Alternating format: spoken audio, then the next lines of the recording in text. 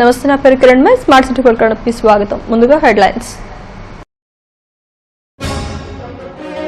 Uttarandhra MLC ఎన్నికల ప్రచారంలో దూసుకుపోతున్న కాంగ్రెస్ అభ్యర్థి యడ్ల ఆదిరాజు సమస్యలపై పోరాడేందుకు ఒక్క ఛాన్స్ ఇవ్వాలంటూ విజ్ఞప్తి. టీడీపీ బీజేపీ అభ్యర్థి మాధవ్ విజయాన్ని కాంక్షిస్తూ ఎమ్మెల్యే వాసుపల్లి భారీ మోటార్ సైకిల్ ర్యాలీ. ఎమ్మెల్సీ ఎన్నికల్లో యువతకు ప్రాధాన్యం ఇవ్వాలని పిలుపు. హామీలు విస్మరించిన పాలక పార్టీలు ప్రజలకు సమాధానం చెప్పాల్సిందే. కాంగ్రెస్ జన ఆవేదన సమ్మేళనంలో నేతల డిమాండ్. ఉత్తరాంధ్ర ఎమ్మెల్సీ ఎన్నికల ప్రచారంలో కాంగ్రెస్ అభ్యర్థి యడ్ల ఆదిరాజు దూసుకుపోతున్నారు. ముఖ్యంగా యువతను చైతన్యవంతం చేసే విధంగా ఆయన ముందుకు సాగుతున్నారు. ఉత్తరాంధ్ర సమస్యలపై ఎంతో అనుభవం ఉన్న తనకు ఒక్క ఛాన్స్ ఇప్పించాలంటున్న కాంగ్రెస్ అభ్యర్థి యడ్ల ఆదిరాజుతో మా bureau chief Chittubabu face to face. Uttarandhra MLC Congress అభ్యర్థి యడ్ల ఆదిరాజు ఎన్నికల ప్రచారంలో దూసుకుపోతున్నారు. ఆయన మనతో ఉన్నారు. ఈ ఎన్నికల ప్రచారంలో ఎట్లా దూసుకుపోతున్నారనే విషయం మనం అడిగి తెలుసుకుందాం. చెప్పండి సార్, ప్రధాన ప్రత్యర్థి పార్టీ నుంచి, ప్రధాన అధికార పార్టీ ప్రత్యర్థి నుంచి మీకు బలమైనటువంటి పోటీ ఏర్పడే అవకాశం ఉంది. ఈ నేపథ్యంలో ఎన్నికల ప్రచారం ఎట్లా చేస్తారు? మా ఎన్నికల ప్రచారం మరి గడిచిన సార్ నేను పోటీ చేసినటువంటి అనుభవంతో ప్రతి ఒక్క ఓటర్ని కలిసి మరి కాంగ్రెస్ పార్టీ విధి విధానాలు తెలియపరిచి గడిచిన 25 సంవత్సరాలుగా నాకున్నటువంటి అనుభవంతో ఈ ఉత్తరాంధ్ర ప్రాంతంలో ఉన్నటువంటి సమస్యల పట్ల ఏ రకంగా పనిచేస్తాననేటువంటి విషయాన్ని నేను తెలియపరుస్తున్నాను. అందరూ ఆదరిస్తున్నారు. ఖచ్చితంగా ఇవాళ ఏ వర్గం వారు కూడా ఈ ప్రభుత్వం తాలూకు చర్యల వలన సంతృప్తిగా లేరు. ఖచ్చితంగా మళ్ళీ కాంగ్రెస్కి పూర్వ వైభవాన్ని నా గెలుపు ద్వారా తీసుకురావడానికి ఉత్తరాంధ్ర పట్టభద్రులందరూ కూడా సిద్ధంగా ఉన్నారు. మీరు కాంగ్రెస్ పార్టీ అభ్యర్థిగా పార్టీ పరంగా మీకు ఎటువంటి ఆదరణ లభిస్తుంది?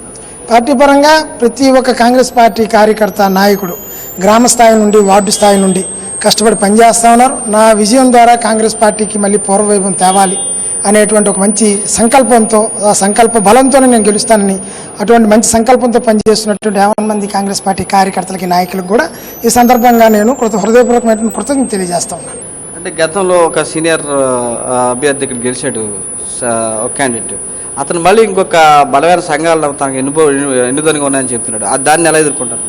ఎదుర్కోవడానికి లేదు, అది వాళ్ళ ఇష్టం.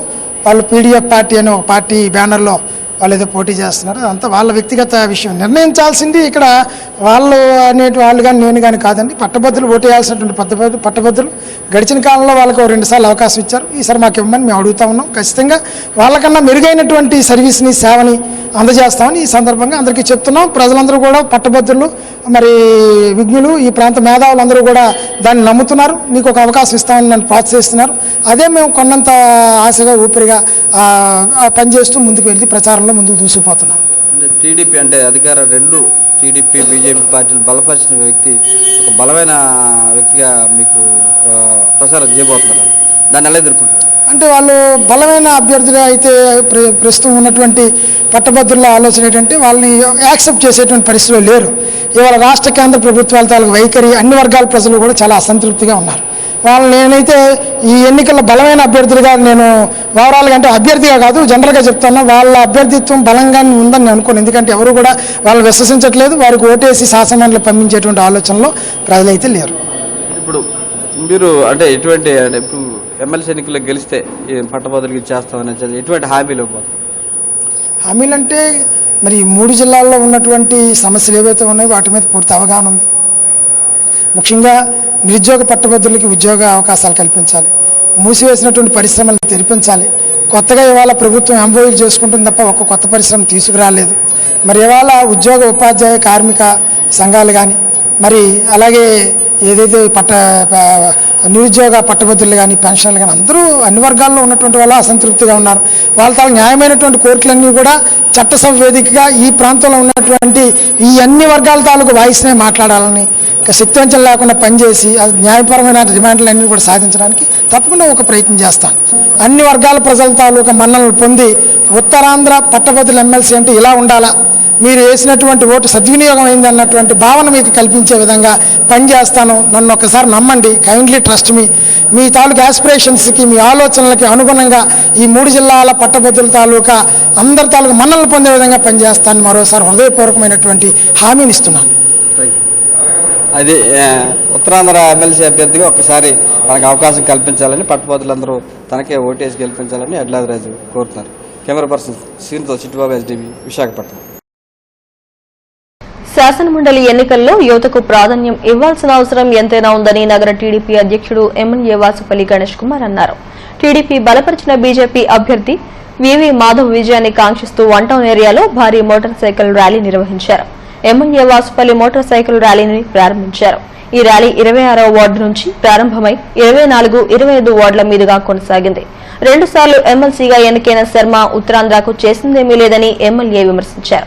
యువకుడైన మాధవ్ కు ఓటేసి శాసనమండలికి పంపించాలని కోరారు. ఈ కార్యక్రమంలో వార్డు అధ్యక్షుడు బొచ్చ రామరెడ్డి తదితరులు నాయకులు పాల్గొన్నారు.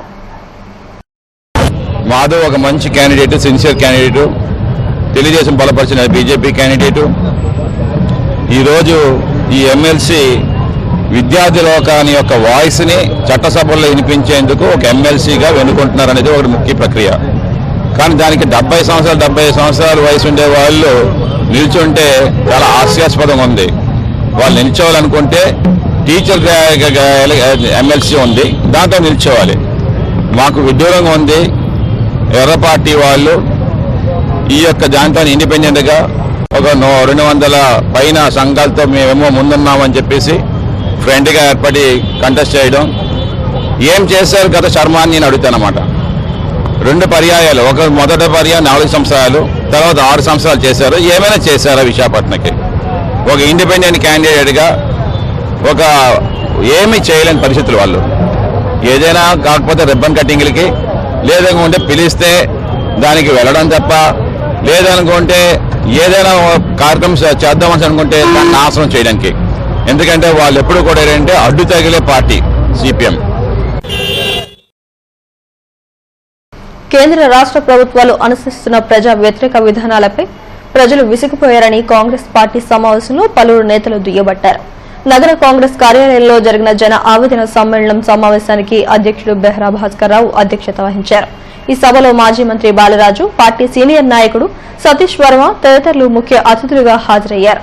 రాష్ట్రంలో చంద్రబాబు ఇచ్చిన ఒక్క హామీ అమలు చేయలేకపోయారని, ప్రతిపక్ష పాత్ర పోషించడంలో వైకాపా అధినేత జగన్ కూడా విఫలం కావడంతో ప్రజలకు ఏం చేయాలో పాలుపోవడం లేదని అన్నారు. ఈ నేపథ్యంలో ప్రజా సమస్యల పరిష్కారానికి కృషి చేయాలని పిలుపునిచ్చారు. పార్టీ నేతలు, కార్యకర్తలు పాల్గొన్నారు.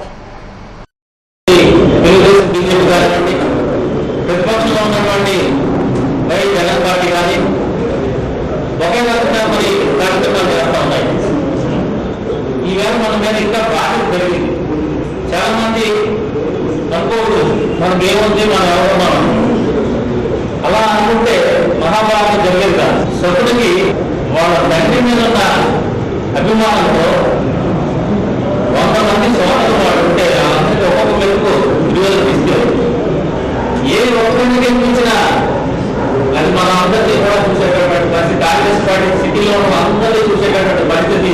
అలా గెలిచేటటువంటి కొద్ది మంది మనం కనీసం 10 మందిలో, 15 మందిలో, 20 మందిలో, 90 మందిలోని గెలిపించుకోవడానికి మనందరం కూడా మన శక్తియుక్తులన్నీ, నగరంలో ఉన్నటువంటి శక్తియుక్తులన్నీ కూడా అక్కడే కేటాయించి, అక్కడే మొదలు చేసి, అక్కడ నచ్చిపోయి. హెడ్లైన్స్ మరోసారి. ఉత్తరాంధ్ర ఎమ్మెల్సీ ఎన్నికల ప్రచారంలో దూసుకుపోతున్న కాంగ్రెస్ అభ్యర్థి యడ్ల ఆదిరాజు సమస్యలపై పోరాడేందుకు ఒక్క ఛాన్స్ ఇవ్వాలంటూ విజ్ఞప్తి.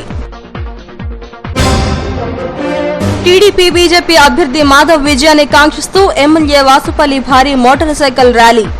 ఎమ్మెల్సీ ఎన్నికల్లో యువతకు ప్రాధాన్యం ఇవ్వాలని పిలుపు. హామీలు విస్మరించిన పాలక పార్టీలు ప్రజలకు సమాధానం చెప్పాల్సిందే. కాంగ్రెస్ జన ఆవేదన సమ్మేళనంలో నేతల డిమాండ్. ఇవి స్మార్ట్ సిటీ పట్టుకోవడం విశేషాలు. మరిన్ని వార్తా విశేషాల కోసం చూస్తూనే ఉండండి STV న్యూస్.